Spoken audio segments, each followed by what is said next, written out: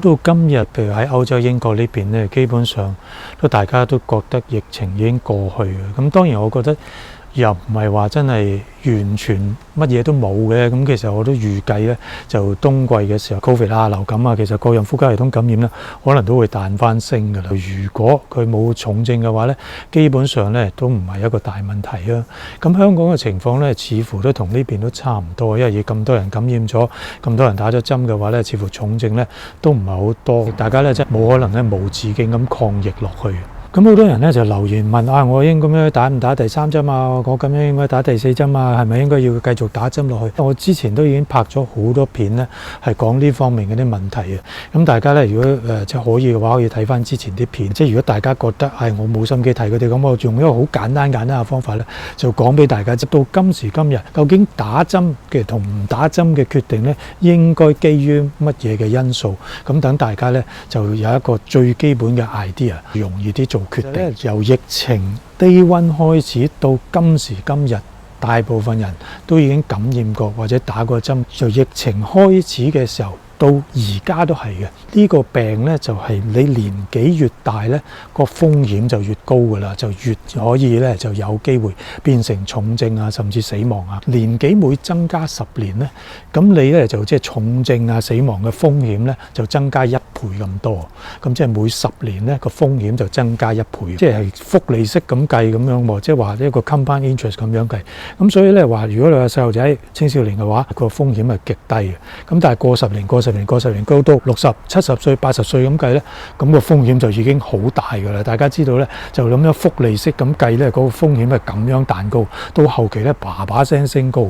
咁所以打針點樣做決定咧？打針唯一合理嘅目標係可以達到嘅目標咧，就係減低重症入院死亡嘅機會嘅啫。減低輕症咧，減低感染咧，基本上就唔需要諗啦。呢樣嘢咧好難做到嘅。咁你年紀越大嘅話咧，你打咗幾多針都好啊。咁你嗰個防重症嘅能力咧，就都會跌得快一啲。咁所以咧，你年紀越大咧，咁你之後要再打針，譬如你打第4針啊，甚至之後可能要第5針啊，機會率就越嚟越高啊。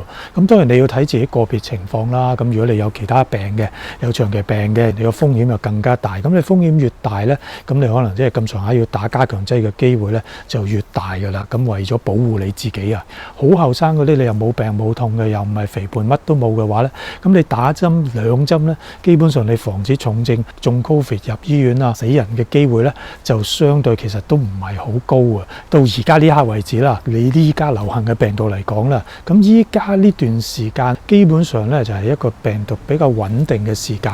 咁你而家見到全部都係 Omicron 嘅變種嚟嘅啫，全部都係 Omicron 一家人嚟嘅。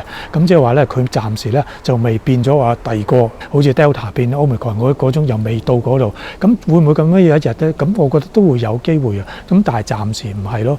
咁所以咧就你最初期嘅疫苗咧，到依家咧對付而家嘅 Omicron 咧，都仍然係有效嘅，即係至於對付預防重症嗰方面。咁另外一樣嘢咧就係一啲嘅即係 immunocompromised，即係話免疫力弱嘅人。其實呢一個 group 嘅人，包括嘅人咧範圍好闊嘅。咁點樣為之免疫力差咧？有啲人覺得我1年有3次傷風就覺得免疫力差，有啲人咧就可能長期要食類固醇，咁啊有 cancer 就即係做緊化療、做緊電療，咁嗰啲又叫做 immunocompromised。如果你唔清楚嘅話咧，咁你就問下醫生。不過咧可以簡單一條數計咧，就係話如果你係真係 immunocompromised， 抵抗力真係弱嗰啲嘅話咧，咁你個風險咧你就加多8年落去咁計咯。如果你30歲，但係你有 immunocompromised， 抵抗力弱嘅話咧，咁你咧就抵抗 Covid 引起重症嘅能力咧，就等於一個38歲嘅人咁上下咁嘅意思咯。咁所以打唔打針咧，其實基本上咧呢一個就係即係醫學上嘅理據。咁我知道咧好多人就會話：喂，